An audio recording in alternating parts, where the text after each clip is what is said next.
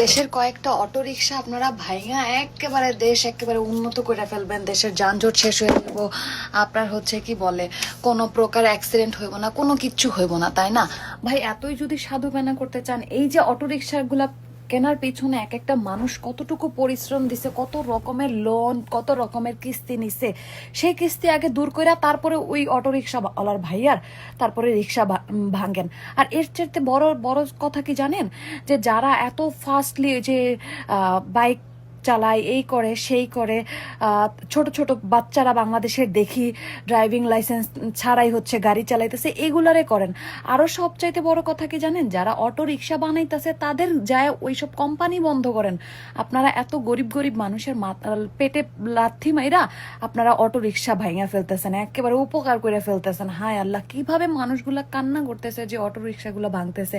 একটা auto rickshaw কেনার পেছনে মানুষের কতই, যেসব মানুষগুলা কিনছে না, এদের একটা এটা অনেক বড় একটা স্বপ্ন ছিল যে একসময় অটো রিক্সা কিনবে।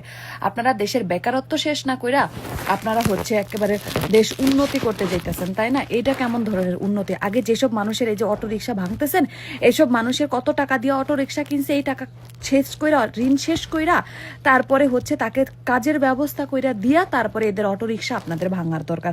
কয়টা অটো রিক্সা ভাঙা তারপরে আপনারা ই করবেন। আর এই যদি বন্ধই করতে চান, যদি অটো রিক্সা বাংলাদেশে চালাইতে দিবেন না বা এরকম সেরকম, এটা দিয়া ক্ষতি হয়, মাইনা নিলাম, ক্ষতি তো হইতেছে, তাই না? তো অনেকভাবেই তো ক্ষতি হইতেছে। আগে আপনারা অটো রিক্সা যেই কোম্পানিগুলা বানায়, যেগুলো বানায় বড় বড় বড় লোকের যে কোম্পানি, এগুলারে বন্ধ করেন, তাইলেই তো আর অটো রিক্সা আসে না। কিন্তু আপনারা চাইতেছেন কি জানেন, যে গরিবের পেটে লাথি মাইয়া তারপরে আপনারা দেশ উন্নত করতে চাইতেছেন। এগুলা কোন ধরনের উন্নতি?